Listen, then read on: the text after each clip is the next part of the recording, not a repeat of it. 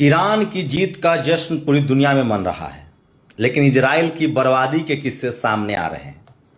और ये मैं नहीं कह रहा हूं, खुद राष्ट्रपति डोनाल्ड ट्रंप जो शेयर कर रहे हैं वो दुनिया को चौंकाने वाला है।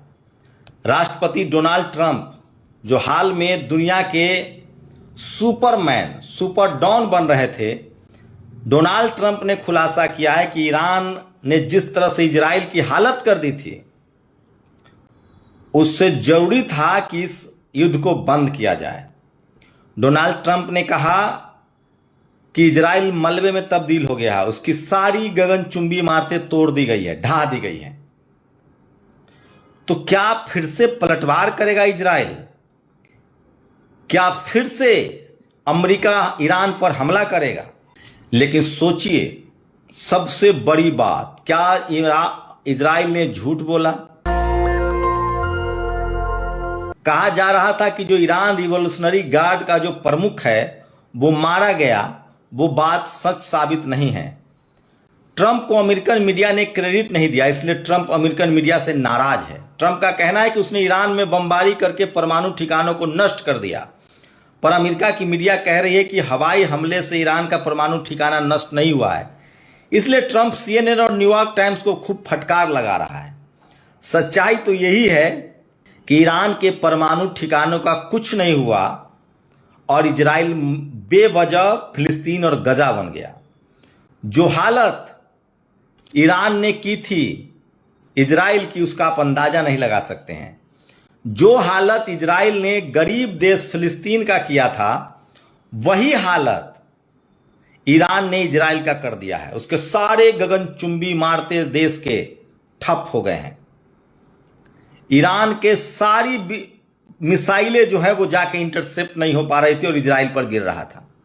और सोचिए, अमेरिका के एक मेयर होने वाले हैं, भारतीय मूल के हैं, मीरा नायर के बेटे, वही मीरा नायर जो फिल्में बनाती थी।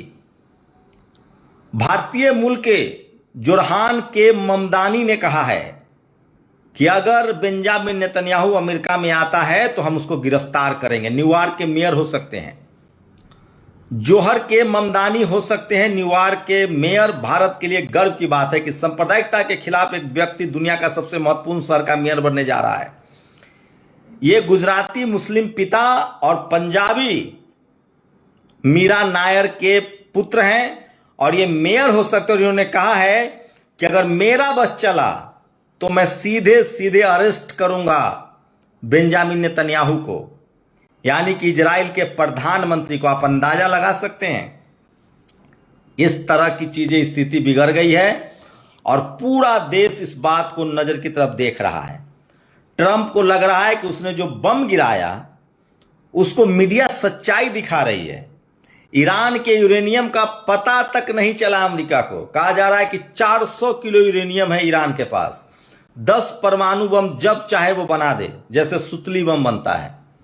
ईरान को, इजराइल को लगा, ईरान और अमेरिका को लगा कि हमने उसका लैब बर्बाद कर दिया, लेकिन सच्चाई नहीं है ये सबसे बड़ी खबर है जो सोशल मीडिया पर वायरल है। और इसलिए मैं कह रहा हूं कि सोशल मीडिया ही सच्चा मीडिया है, सोशल मीडिया ही बहुजन मीडिया है। मैं आपको बताऊंगा, सोचिए, पुतिन के डर से ट्रंप ने इजराइल और ईरान का सीज फायर करवाया है। अब सोचिए, रूस ने कितना बड़ा समझौता कर लिया है। रूस ने अमेरिका को कहा कि अगर ये युद्ध ईरान से बचना चाहते हो तो यूक्रेन का साथ देना छोड़ दो। अगर यूक्रेन की मदद करोगे तो हम आपके खिलाफ लड़ेंगे। और सोचिए, अमेरिका किसी का सगा नहीं है, उसने इजराइल को भी छोड़ दिया, यूक्रेन को भी छोड़ दिया।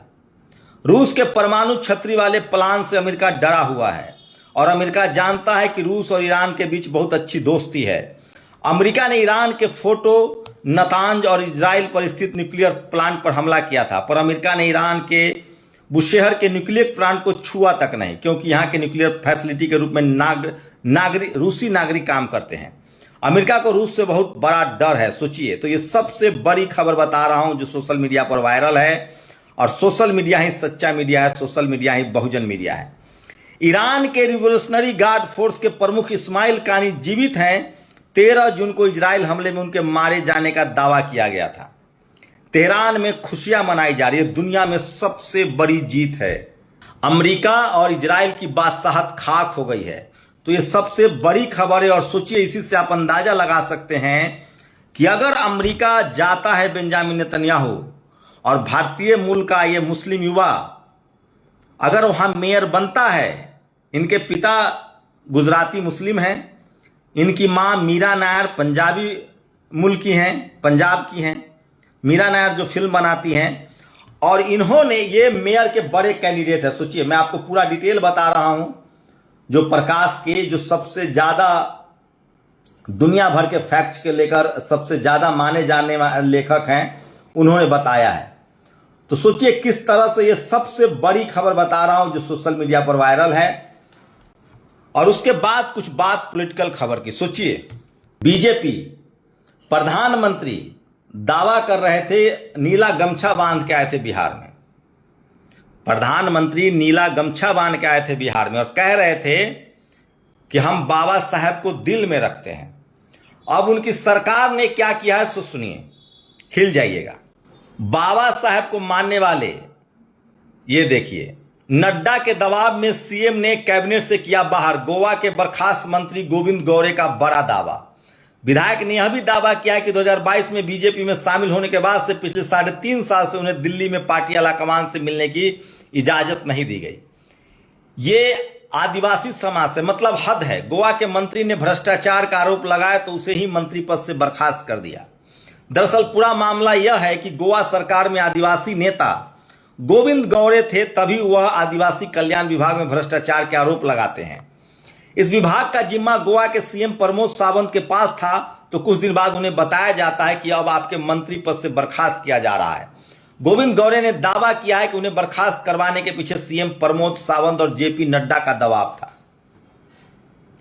जेपी नड्डा के बारे में कहा जाता है कि जब वो स्वास्थ्य मंत्री थे तो दलित समाज के health DG doctor Jagdish Prasad को भी उन्होंने संविधान में रिटायरमेंट का उम्र कम करके रिटायर कर दिया था।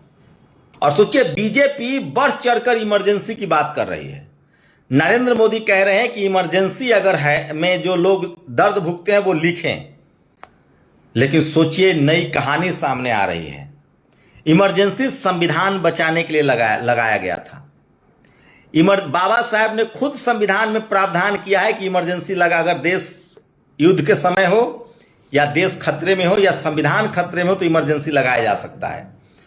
अब जो बात सामने आ रही है, अनिल जयहिंद ने कई ट्वीट किए हैं।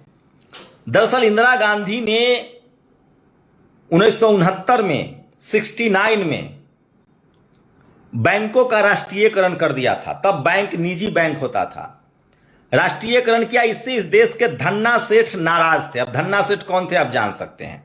इंदिरा गांधी ने 1969 में ही लैंड रिफॉर्म एक्ट लागू कर दिया था। वो दलितों को, पिछड़ों को, गरीबों को जमीन दे रही थी। इतना ही नहीं, 1971 में पीबी पर्स उन्होंने बंद कर दिया।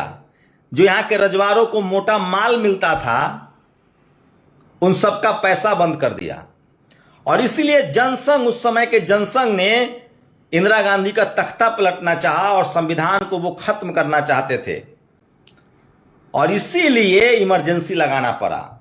प्रोफेसर रतनलाल, प्रोफेसर रविकांत और प्रशांत कनौजिया लगातार इन तथ्यों को सोशल मीडिया पर लिख रहे हैं। जैसे बीजेपी कोई काम करे शक होने लगता है। और आज खड़गे साहब ने एक प्रेस कॉन्फ्रेंस की और उन्होंने कहा कि इंदिरा गांधी ने इमरजेंसी कह के लगाई थी, आज तो अघोषित इमरजेंसी है। दलित पिछड़े कथा नहीं कह सकते हैं, मारा जाता है। उड़ीसा बीजेपी शासित राज्यों में दलित को सोचिए किस तरह से गाय खरीदने पर मारा जाता है। पिछड़े समाज को यूपी में बीजेपी से ज्यादा जातिवाद चल रहा है क्या? दरोगा से लेकर एसपी, डीएम सब एक जाति के लोग रखे जा रहे हैं। आप सोचिए, पीवी पर्स बंद होने से तथाकथित राजा रजवाड़े जो अंग्रेज और मुगलों से समझौता करके अपना राजपाट बचा लिए, ने देश में विद्रोह की योजना बनाई।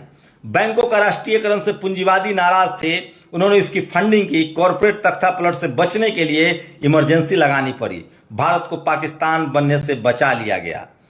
ये बड़ी बात है जो अब कही जा रही है। वो थी इंदिरा गांधी, नरेंद्र सरेंडर नहीं थे।